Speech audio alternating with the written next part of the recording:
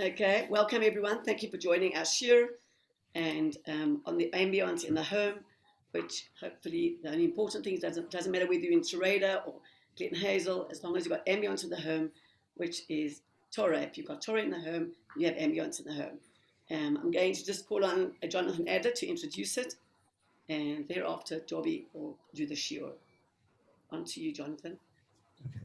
First of all, I really want to thank the Tanzer family, to Mrs. Tanzer, to all the children, to Reb Dov, to Chaim, to all the children, for giving me this tremendous opportunity and honor in introducing tonight's shiur in memory of Rabbi Tanzer Zatzal Libracha.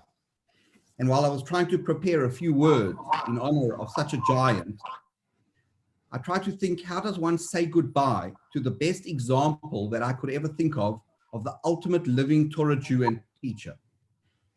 And then I thought about it again, and perhaps we're not meant to say goodbye, but only continue his lessons of how to live life to its fullest. You know, the Adler family were privileged to share over 50 years of close friendship with Rabbi and Mrs. Tanzer and the family. Now that's a long, long time to learn from someone, so many lessons and so many teachings. My only difficulty tonight in saying these few words is that I was meant to introduce Rabbi Tanzer shiur just after the Chagim. And unfortunately, he will not personally hear my few words of gratitude tonight. But I wanted to share my personal close connection with him, because he was the same Rabbi Tanzer when I joined the nursery school at the age of 3. He was the same Rabbi Tanzer when I matriculated from Yeshiva college. He was the same Rabbi Tanzer who spoke to me at my bar mitzvah, and he was the same Rabbi Tanzer whom Sherry and I had the privilege of having us marry us here in Israel. He was also the same Rabbi Tanzer that my children had come to love, even living so far away in Israel. And there's only one reason for this, because he knew how to relate to me and to all of us, no matter how old we were, or no matter where we lived. We were very fortunate to share many Shabbatot meals at the Tanzer family. And I can still picture him sitting at the head of the table, a most humble sight of someone who just drew the attention of everyone simply because of who he was. It was just so normal for him because he related to all of us, to everybody around the table. Everyone was simply important to Rabbi Tanzer. And I still remember watching the Derech Eretz that he showed Mrs. Cherik, his mother-in-law, at the table. And even as a young child, we're talking about being age of 4 or 5 years old, I still remember these clear memories in my mind. I still hear his unique voice in my ears as he led the Birkat HaMazon. My greatest joy was to always chat to him every Erev Chag for the past 23 years that I've lived in Israel. I never missed a Chag. I even managed to speak to him on Erev Yom Kippur just before he passed away. I will treasure his lessons of life. I will treasure the book he gave me, which he inscribed when I made Aliyah, a touch of wisdom, a touch of wit. I will treasure the beautiful message he sent me on my 40th birthday. And I will treasure the warm hug he gave me whenever I saw him. I want to end off with a message he gave me at my bar mitzvah. He said, Jonathan, when you have $100 in life, you simply want $200 in life. And when you have $200 in life, you want $500 in life. The challenge of life is to be satisfied with what you have in your life. Not always want more, because if you always want more, you will never reach true satisfaction. 34 years later, perhaps only now I really understand his underlying message of how to live life. Strive and reach high, but be happy with what you are blessed with. Be happy with what's on your plate. Be happy with what's in your home, because then you will always feel complete. Rabbi, although you are one of those people that I innocently thought would always be around and never pass away, I want to keep that innocence and know that you are still around through the lessons that you have taught me. Thank you. Jonathan, it was so moving and so beautiful. And the truth is, as you said, my dad loved you, and he loved you and your family, and it was for generations. He loved your parents, and our family were so close. And your father, Stephen, and your mother, Beverly, they did so much to help him in everything that he did, to build the school, to build the shuls. They both, Beverly ran the office for so many years or decades, and Stephen was always on hand. Stephen was one of my dad's one-liners, Jonathan, was that what Stephen does, only Stephen can do. And that's the Messiah that he left us with. And he truly cherished your relationship and you and your children, and thank you for those magnificent words. So we're on Mishna Daled, and after this Mishna, Ezrat Hashem will take a break till after the holidays. We'll pick up Ezrat Hashem in the next term, because this is in South Africa, this is December, and I'm sure that you all want and need a break. So the Mishnah says, Yoezer ben Yoezer ish Tzereida, Vyoseie ben Yochanan ish Yerushalayim, kiblu mehem.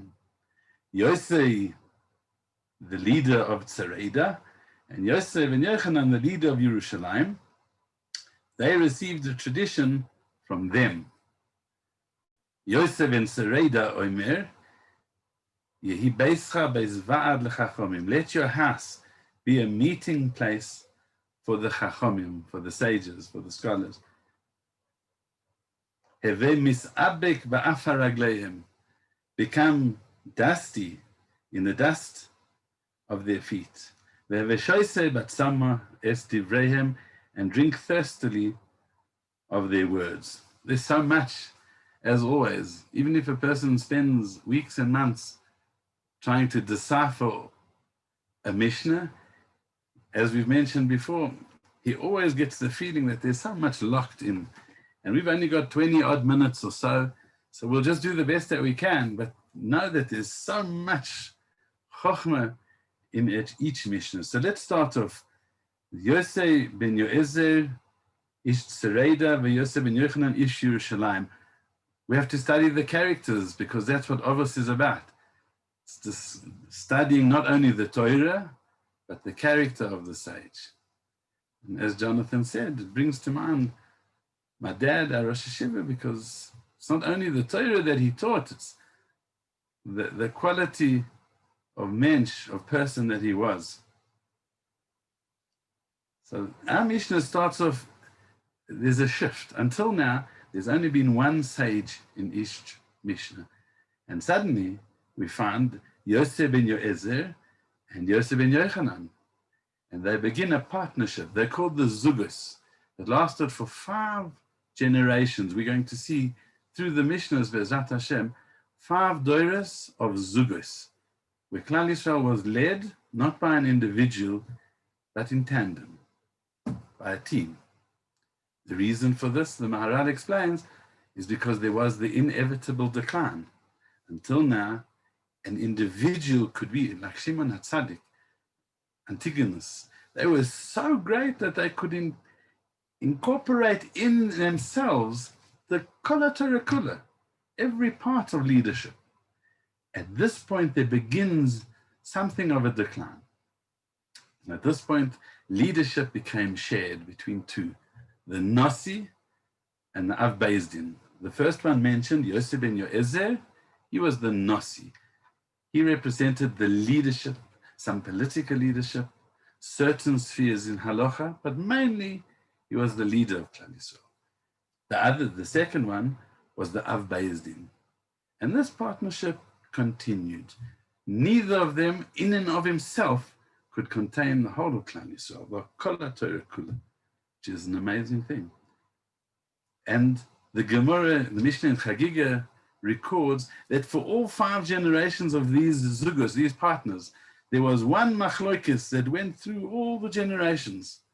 And what was the machloikis? Whether you do smicha on a behema, can you lean your hands with all your koyach on a behema on Yontif, if you're bringing a Yontif sacrifice? Or is it considered like riding the behema because you're leaning with all the koyach? But this is important to Avos, because it's also a model of how to argue. They had this machlokas for 5 generations. And yet, the Gemara tells us in Yevamos as follows, even though Beis Shammai and Beis Hillel argued, they had very, very strong arguments in halacha. Nevertheless, they continued, the Nasi and the Av Beis Din, they took divergent opinions on important halachic matters. But nevertheless, they never allowed it to interfere with their relationship. Shene'emar, ha'emes v'ha'shalom ehavu. You must love the emes, stick to your opinion, but also love shalom. It has to be done in a harmonious way, where you know your opinion with clarity, but you also understand that the other has a different opinion to you, and is equal to you, and is big enough, and is great enough to have that different opinion, and you can respect that. That's emes and shalom. We are told that Talmidei Chachamim marbim shalom ba'olam. And I'm sure many of you remember that my father used to say, he used to say tongue in cheek. He didn't mean it literally, but he said that this is an example of rabbinic humor in Shas. Talmidei Chachamim marbim shalom. They advance peace. They make abundant shalom in the world. They're always arguing. Look at the Shas, Abaya and Rava. Thousands of times they argue. He said that's tongue-in-cheek rabbinic humor. Why is it called shalom? Because shalom doesn't mean you give away your opinion to someone else. Shalom means you clarify what your opinion is, what its basis is, what its authority is, but you also leave room for somebody else to clarify theirs. And that's harmony. That's the shalom, the harmony of divergent opinions. So that's the zugas. The zugas are a very important part of Avos, just their personality, because they taught us this important din. The Gemara tells us, the end of Sota, about these two Tanoim, these two zugas of our Mishna, Yoezer ben Yoezer and Yoezer ben Yochanan, Ish Yerushalayim, that when they passed away, Batlu ha'eshkoilis. The Ish ha'eshkoilis, the men of clusters, the man of cluster, they ceased to exist. We explained what's a man of cluster, and I mentioned this at the Levaya. A cluster of grapes, Rashi explains that they were great in learning, they were great in deeds, as Jonathan was saying. Great in every facet. And my father was great as a darshan. He was a great listener. He was great with people. He had so many talents. He had so many midas. But that's not all Ish ha'eshkoilis is, a man of clusters. A man of a cluster means a cluster of grapes is not just a pile of grapes. It's not just a bunch of grapes. Rather, it's got a structure. It's got a balance. And that reminds me of my father so much. As we said previously, he was muchtar, crowned, b'chol midah nechona. He had so many wonderful midas about him. But at the same time, the wisdom to know how to apply each to which situation. It wasn't just a random collection of good midas. It was great judgment. Ish ha'eshkoilis. And they now received this tradition from Shimon HaTzadik, from Antigonus, and from the Anshe Knesset Hagadola, possibly. And they chose these three things to say. Let your home be a meeting place for the sages. How did we get to this? How, of the thousands, of the tens of thousands of points of Torah that they could have made the fundamental ethic for their generation, what made them choose these? Sit at the dust of their feet, drink with thirst their words. Why did they choose this? What was the central thrust? What are they saying? And there are two great mahalchim, two major chidushim that emerge from this Mishnah that these sages were teaching.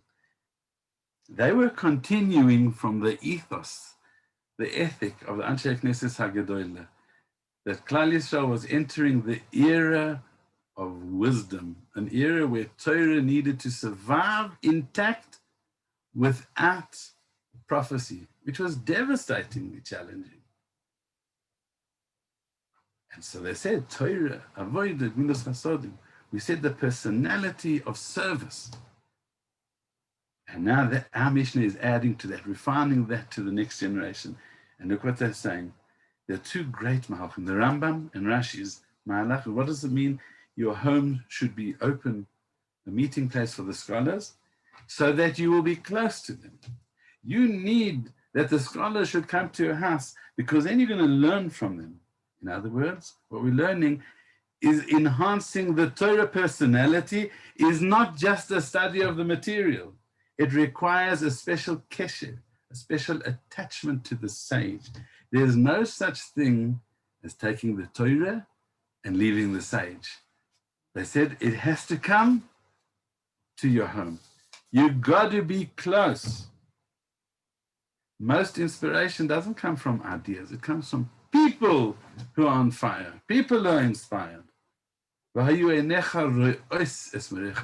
always have to have a kesher with your Rebbe. A wonderful example is, as Jonathan said, he used to phone every Erev Chag. His father used to keep contact with my father all the time. An attachment to the Chacham is where Torah is. That's the refined teaching of this generation.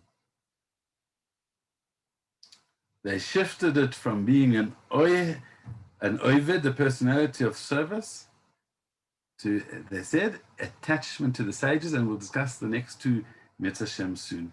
That's the one mahalach of this Mishnah. The Chiddush is attachment to the sages. There's another one from the Maharal. Amazing Chiddush the Maharal says on this Mishnah. Why did they say, let your home be a base of va'ad l'chachomim, a meeting place for the sages? What did that have to do with Torah Misinai? Listen to this wonderful Chiddush. Until now, the Mishnah has discussed that the future of the Jewish people depended on Chokhmah, which depended on the individual, the learner, the scholar. And now we're learning it's the home. It's not good enough that you will learn Torah. You got to make a home a Torah home.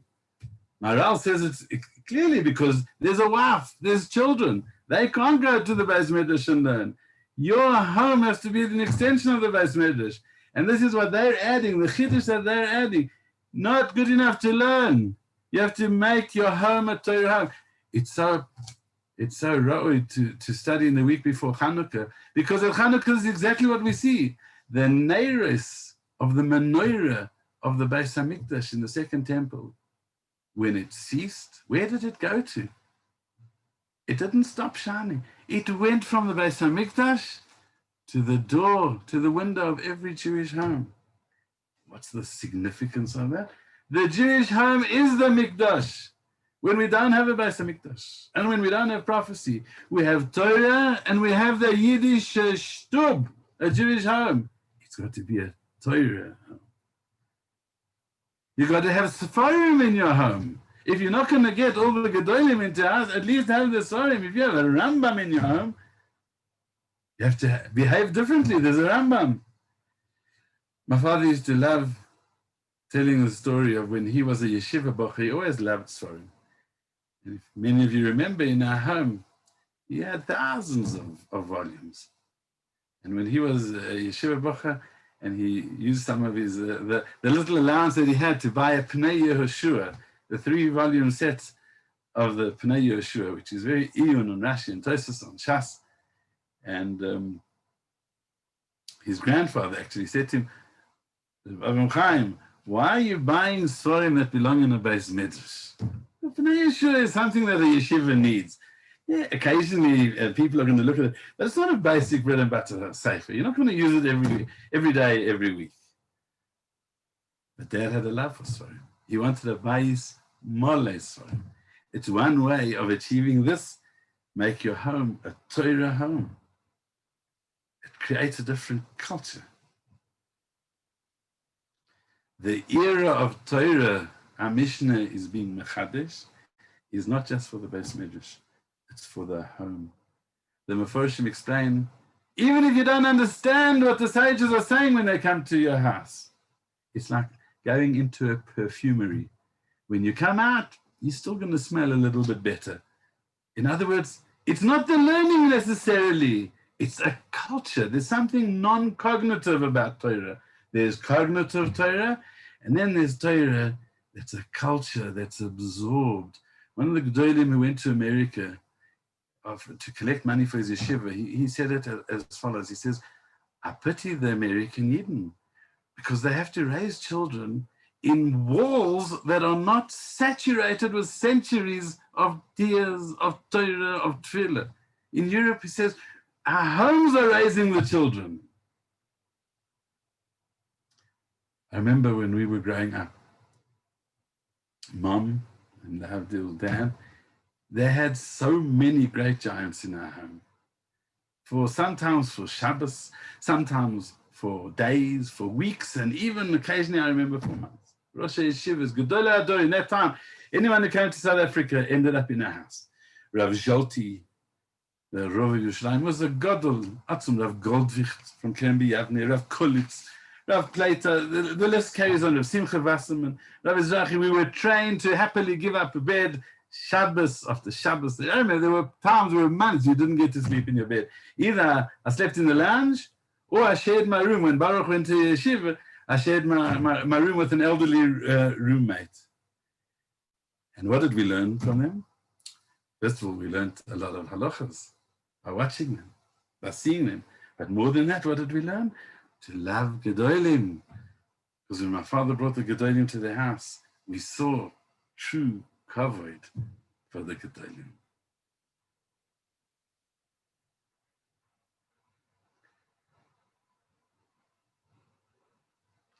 Let's move on to the next part of the Mishnah because time is moving. Not enough to bring the sages to your house and to make your home a meeting place where the sages want to be. But you have to misabek. You have to become dusty, says our Mishnah, at the dust of their feet. What does it mean? When we say that the house has to be a Torah home, it means even if it gets a little dusty in the process. Even if the students gather around. I remember on Leil Shabbos when Rav Zolti was a big gadol, famous gadol. He came to us for Shabbos after a Friday night meal at the end of the Suda of Foifer. Rabbi Aaron, my Rosh Yeshiva, he brought the whole Yeshiva Gedoyle to sit with Rav Zolti and to pepper him with questions. And we had such a good time. And it's saying, even if there's noise in the house, even if things are not as neat as you want, the carpet's not as clean as you want, it's still worth it. Because you got a Torah home. You got a home with the right ambience, with the right atmosphere. As Rabbi Aaron Torchin, a Brisker Rosh Yeshiva, said, he said, I don't mind stains on the ceiling, I don't mind stains on the wall, but my Yiddish heart, I want that to be blemish-free. That must be clear. But the Mishnah is saying, when you bring the sages to your home, it's not just to enjoy their company. It's not to socialize with them. It's not even to treat them as an equal. It's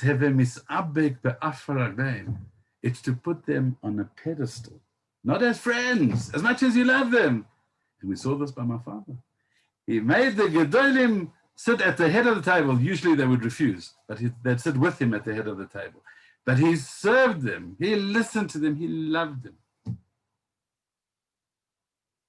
person has to try and find ways that he can be useful to a great Gadol, because that's how you build a relationship with him. He was misbattled to them, and he toiled for them. The Maharal explains, because we're talking about learning Torah. Torah can never come from familiarity. Torah has to come from a pedestal. It's the nature of Torah. It's a nivdal. So when you bring the Gedolim to your home, the sages to your home, it has to be in a way that's misabek, afaragleim. Become dusty at their feet. And you'll gain more from that. I want to share with you an unreal chat, a parish of Reb Chaim Volozhin over here in his Ruach HaChaim. He says a completely different chat. Heve misabek. You must not become dusty. comes from the word ma'avak, to have a fight, to struggle. You must struggle at their feet.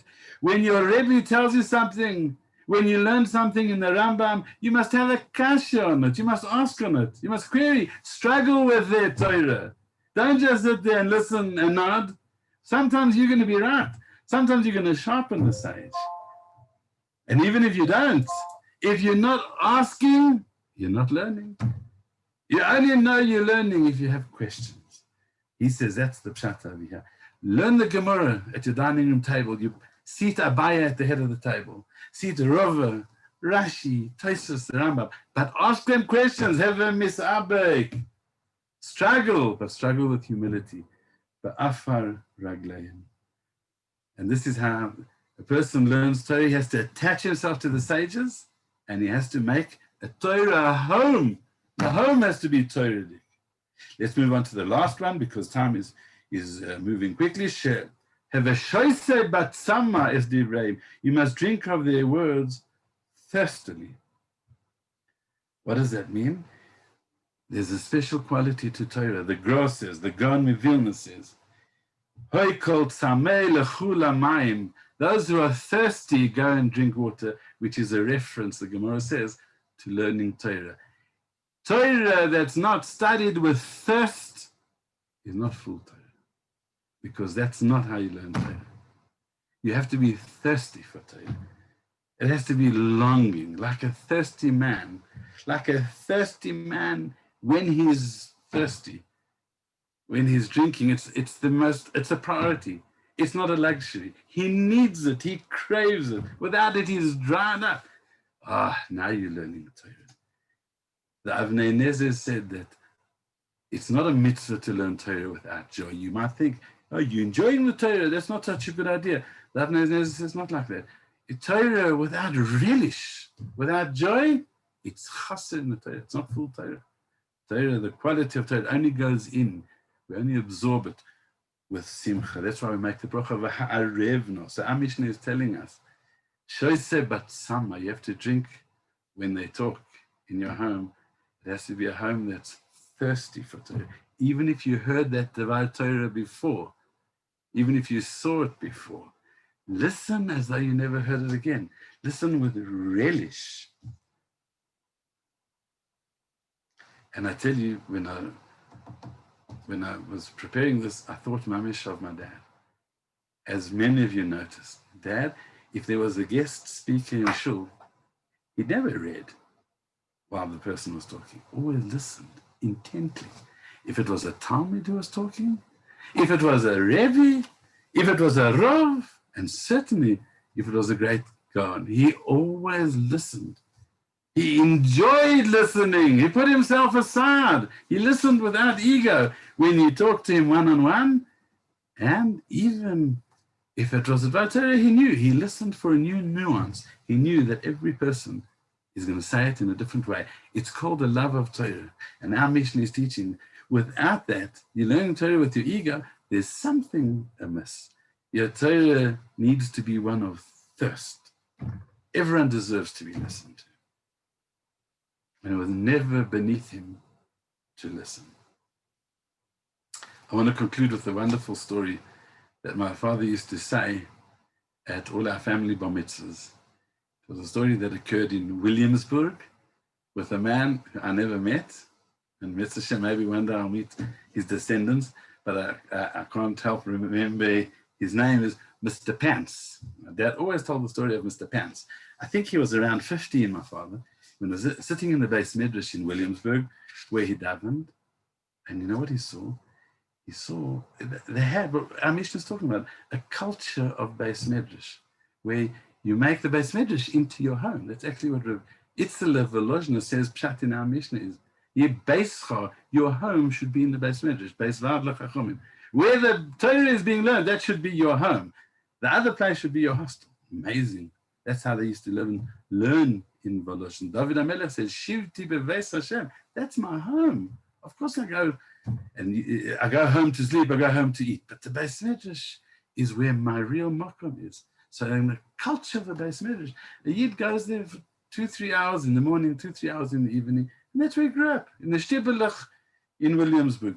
And he saw one day Mr. Pants climbed on a ladder to get to a high sefer. He wanted to check something. And as he got the sefer, Mr. Pants, you can picture it in your mind, it says Mr. Pants. And he was a Mr., don't forget. He wasn't a famous Rosh Yeshiva, he wasn't a Rav, he was Mr. Pants. And Mr. Pants stood at the top of the ladder, took the sefer out, and he started by, and he was busy looking into the sefer and reading it. And he got lost in it. He forgot where he was. He didn't fall off. But my father studied him for a few minutes, and my father said that was the first time he had a real inkling. That man is having fun. He loves learning. And there was a story he shared with us from when we were kids, that Torah is but summer. Torah is with joy. Torah is not just something that belongs in the shiur. It's not something that just belongs in the Beis Medrash. It's your home. It's got to become part of the ambience of the home. It's got to become part of the walls of the home. Thank you for joining us in this study of Mishnayos, in this honor of our very special Father. Thank you. Thank you so much, Dor. That was outstanding. Thank you, everybody else, for listening, and we'll continue the new year, please God. Thank you very much. Good night.